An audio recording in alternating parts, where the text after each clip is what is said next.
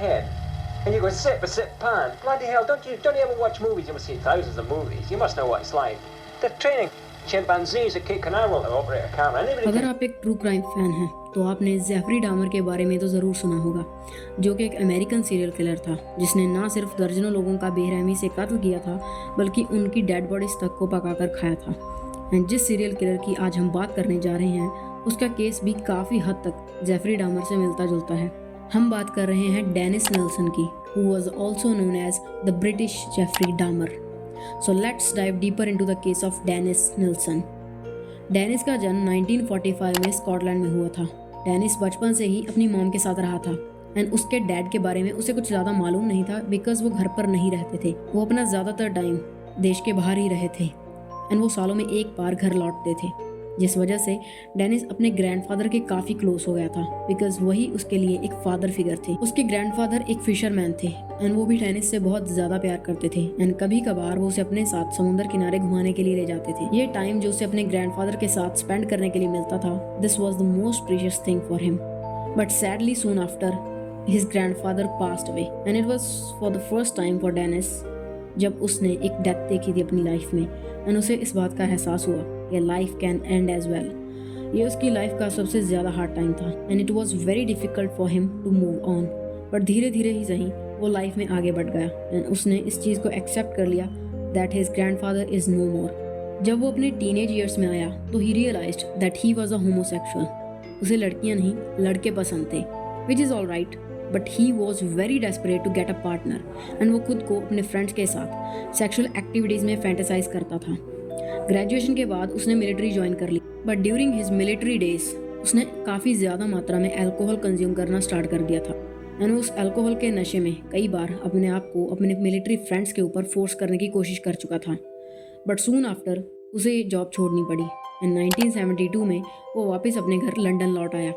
But यहाँ रहते हुए उसकी फैमिली को उसकी होमोसेक्सुअलिटी के बारे में पता चल गया, जिस वजह से डेनिस को काफ़ी ज़्यादा ह्यूमिलेट होना पड़ा एंड जिसके बाद ही उसने अपना घर छोड़ दिया एंड अपनी पूरी फैमिली से कांटेक्ट तोड़ दिया और बाद में कभी भी उनसे कोई बात नहीं करी। घर छोड़ने के बाद वो सीधा लंदन आ गया एंड यहाँ आकर उसे पुलिस में जॉब मिल गई। पुलिस की जॉब को उसने तकरीबन 1 साल तक किया एंड 1973 में उसने ये जॉब भी छोड़ दी। बट देन अगेन उसे एक और गवर्नमेंट जॉब मिल गई and during all these years वो काफ़ी सारे लोगों से मिला, काफ़ी सारे लोगों के कॉन्टैक्ट में आया। वो एक लाइफ पार्टनर की तलाश में था बट उसे कैजुअल रिलेशनशिप्स के अलावा और कुछ भी नहीं मिला। उसे तलाश थी एक ऐसे पार्टनर की जो हमेशा उसकी साइड रहे, सिर्फ उसकी सुने, जैसा वो कहे वैसा करे और कभी भी उसके साथ आर्ग्यू ना करे। एक perfect loving relationship, that was all he wanted. But जब वो ऐसा कंपेनियन ढूंढने में फेल हो गया जो कभी उसका साथ ना छोड़े तो उसने एक दूसरा रास्ता चुन लिया to fulfil his desire of a permanent companionship. वो यंग लड़कों को बहला फुसला के अपने घर लाता, उनके ड्रिंक्स में नशीली दवा मिलाता एंड जैसे ही वो अनकॉन्शियस हो जाते उन्हें स्ट्रैंगल करके मौत के घाट उतार देता। Because once they were dead, they can't leave his side. So just उन्हें अपने पास रखने के लिए डेनिस उन्हें मार डालता था एंड देन उनकी बॉडीज़ को अपने घर में ऐसे रखता मानो वो कोई जिंदा इंसान हो। उन्हें नहलाता, उनके साथ बातें करता, टीवी देखता एंड इवन इंटीमेट भी होता एंड ये सब वो रेगुलर बेसिस पर करता था। एंड जब कुछ दिनों के बाद वो बॉडी सड़ने गलने लगती तो उस बॉडी को ठिकाने लगाकर नए विक्टिम्स की तलाश में जुट जाता एंड बॉडीज़ को ठिकाने लगाने के लिए वो उन्हें छोटे छोटे टुकड़ों में काटता और अपने घर की फर्श के नीचे छुपा देता। और जब वहाँ जगह नहीं बची तो उसने एक और तरीका ढूंढ लिया उन बॉडीज़ को ठिकाने लगाने का। वो इन लाशों को अपने घर के गार्डन में एक बोनफायर जलाकर उन्हें छोटे छोटे पीसेस की फॉर्म में फेंक देता, जिससे किसी को उस पर शक भी ना होता। बट कुछ टाइम के बाद उसे वो घर छोड़कर जाना पड़ा and he move to Cranley Gardens in Muswell Hills London. और यहाँ पर वो इस बिल्डिंग के टॉप फ्लोर पर रहता था और ना ही यहाँ पर कोई गार्डन था, तो उसे इन बॉडीज़ को ठिकाने लगाने के लिए एक नया तरीका ढूंढना था। तो अब यहाँ बॉडीज़ को ठिकाने लगाने के लिए उसने क्या किया कि वो लाश को बहुत ही छोटे छोटे पीसेज में काटता एंड देन उन्हें थोड़ी थोड़ी क्वांटिटी में फ्लश कर देता एंड हड्डियों को वो गार्बेज में डिस्पोज ऑफ कराता। बट रेगुलरली ये चीज़ करने की वजह से ये हुआ कि उस बिल्डिंग की फ्लश पाइप्स में एक क्लॉग आ गया एंड जिस कारण पूरी बिल्डिंग का ड्रेनेज सिस्टम ब्लॉक हो गया। एंड जब इसे ठीक करने के लिए अथॉरिटीज़ की हेल्प ली, वहाँ उस ड्रेनेज वे से ह्यूमन बॉडी पार्ट्स मिले and the officers who came to investigate were literally shocked. थोड़ी देर में ये चीज़ क्लियर हो गई कि ये ब्लॉकेज सबसे टॉप फ्लोर वाले घर की वजह से हुई थी। So police went to investigate and when they knock the door, ये डेनिस का ही घर था। घर में से बहुत ही अजीब सी स्मेल आ रही थी, मानो किसी जानवर की बॉडी सड़ रही हो एंड पुलिस का शक अब यकीन में बदल चुका था कि हो ना हो इस डेनिस ने ज़रूर किसी न किसी का कत्ल किया है। इसीलिए वो लोग डेनिस को तुरंत अरेस्ट कर लेते हैं एंड उसे पुलिस स्टेशन ले आते हैं।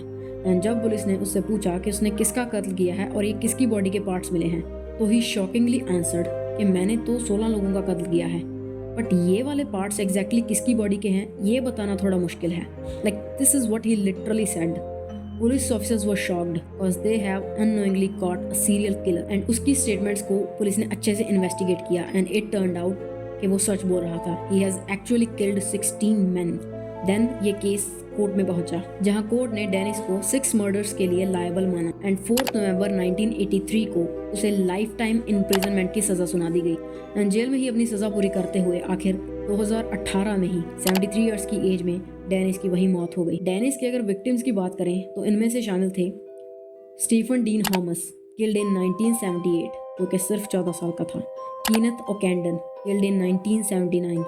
Martin Duffey, killed in 1980, William Sutherland, killed in 1980, and several more victims जिनकी कभी आइडेंटिफिकेशन भी नहीं हो पाई। So this was our today's case and don't forget to drop a like। फिर मिलेंगे।